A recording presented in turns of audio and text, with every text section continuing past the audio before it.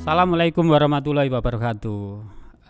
Pada pertemuan kali ini akan kita bahas terkait dengan akuntansi persediaan. Nah, atau yang terkait dengan pengertian dari persediaan itu aset dalam bentuk barang atau perlengkapan yang diperoleh dengan maksud untuk mendukung kegiatan operasional atau barang yang dimaksudkan untuk dijual kembali dalam waktu 12 bulan dari tanggal perolehan. Jadi di sini persediaan itu barang atau perlengkapan yang mendukung aktivitasnya untuk kegiatan operasional itu sendiri. Nah, cakupan dari persediaan itu barang atau perlengkapan untuk operasional, bahan atau perlengkapan untuk proses produksi, barang dalam proses produksi, barang yang disimpan untuk dijual atau diserahkan kepada masyarakat dalam rangka apa?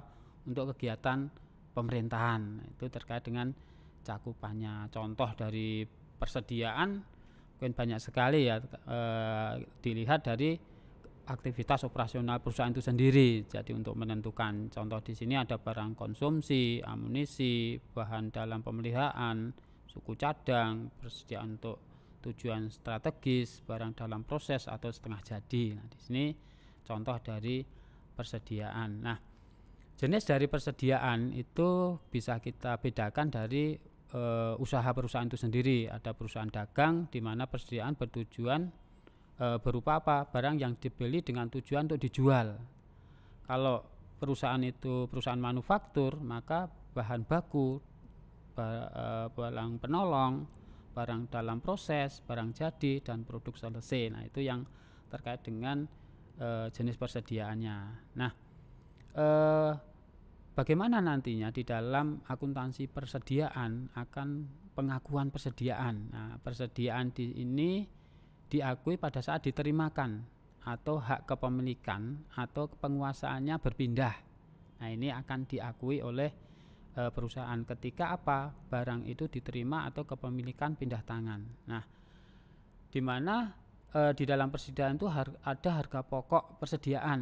Nah, semua pengeluaran langsung atau tidak langsung yang terkait dengan perolehan, penyiapan, dan penempatan persediaan tersebut agar dapat dijual, itu disebut dengan harga perolehan. Jadi nanti pada saat Anda akan menentukan terkait dengan nilai berapa besarnya persediaan, harga persediaan, ya semua biaya yang dikeluarkan. Contohnya misalnya untuk beli persediaan itu dengan harga pokok sekian, kemudian ada biaya transportasi, biaya pemindahan dari tempat satu ke gudang misalnya. Nah, itu semua biaya yang dikeluarkan atau harga pokok persediaannya. Nah, di sini terkait dengan pengakuan persediaan ya ada istilah good on transit, atau bagaimana nantinya siapa yang akan mengakui pada saat barang itu akan dikirim atau meskipun belum sampai. Nah, kalau pakai persyaratan CP point, hak atas seluruh muatan beralih ke pembeli dengan pada saat pengiriman. Nah, ketika barang dalam perjalanan, maka siapa yang akan mengakui persediaan itu? Ya si pembeli, meskipun apa? Persediaan itu belum sampai. Nah, ketika sudah beralih sudah ke pembeli, tapi apa barang itu belum sampai, maka si pembeli yang mengakui jika apa pada saat terjadi kontrak transaksi itu dengan syarat CP point. Nah, namun jika pakai destination, maka ketika barang itu diterima oleh pembeli atau belum sampai atau masih dalam proses perjalanan, maka yang mengakui adalah penjual, di mana pada saat pakai persyaratan destination. Nah, ini yang perlu diperhatikan nantinya pada saat apa akan melakukan pencatatan atau pengakuan atas persediaan ketika apa perusahaan akan tutup buku. Nah, pada saat perjanjian awal dalam invoice itu bagaimana? Apakah pakai CP point atau destination? Nah, lalu pengakuan persediaan, maka nanti biaya perolehan apabila diperoleh dengan membeli. Semua yang dikeluarkan untuk membeli barang itu biaya perolehan. Kalau biaya standar diperoleh jika apa? Diproduksi. Nah, nilai wajar apabila barang atau persediaan itu diperoleh dengan cara lain seperti donasi. Nah, bagaimana nanti terkait dengan pencatatannya atas persediaan. Nah, di sini ada dua metode ya, ada dua metode fisik periodik. Pada saat metode fisik setiap ada mutasi persediaan maka tidak ada pencatatan, sehingga untuk mengetahui nilai persediaan harus dilakukan dengan cek umum fisik persediaan itu sendiri. Nah, begitu juga harga pokok penjualan barang yang baru dapat dihitung setelah apa?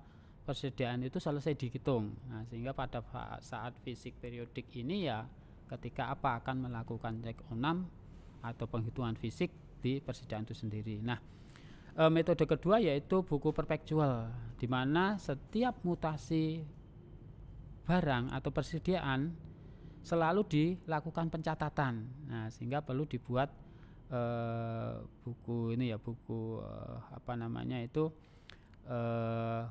metode buku. Nah, setiap mutasi, keluar masuk barang hilang, itu selalu dicatat setiap waktu. Nah, sehingga setiap saat akan diketahui jenis barangnya, harga pokoknya, atau nilai jualnya itu akan diketahui jika dengan metode perpektual atau metode buku. Nah, perbedaan dalam pencatatannya di sini kalau pembelian persediaan itu dengan metode periodik maka akan dilakukan pencatatan pembelian pada hutang dagang.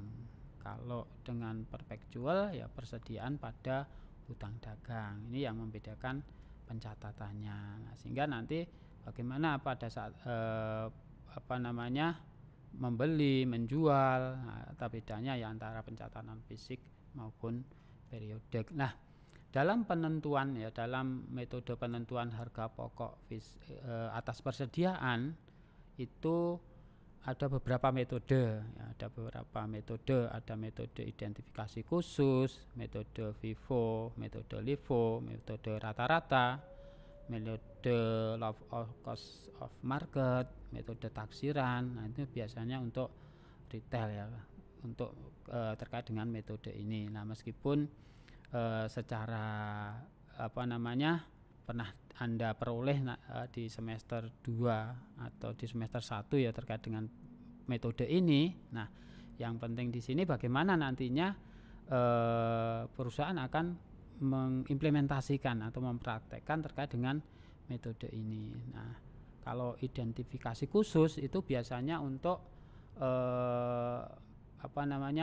arus barang harus sama ya dalam aliran biaya, jenis barang dipisahkan, harga pokok terdiri harga pokok barang-barang yang dijual. Nah, metode ini digunakan oleh perusahaan menggunakan secara periodik atau perpektual, tetapi cara ini tidak menimbulkan banyak pekerjaan tambahan maupun gudang yang luas, maka jarang digunakan.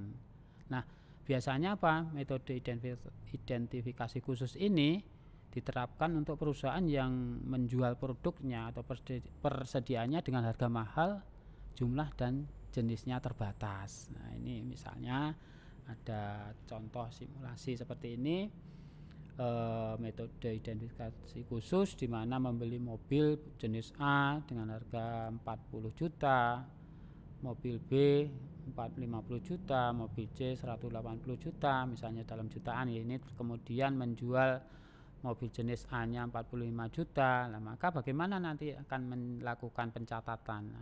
Ada jurnal untuk jurnal mencatat pembelian dulu, mobil A, mobil B, mobil C pada kas atau hutang atau cash nanti pada saat pembayaran. Nah, bagaimana untuk mencatat penjualan ya, kas atau piutang pada penjualan sebesar 45,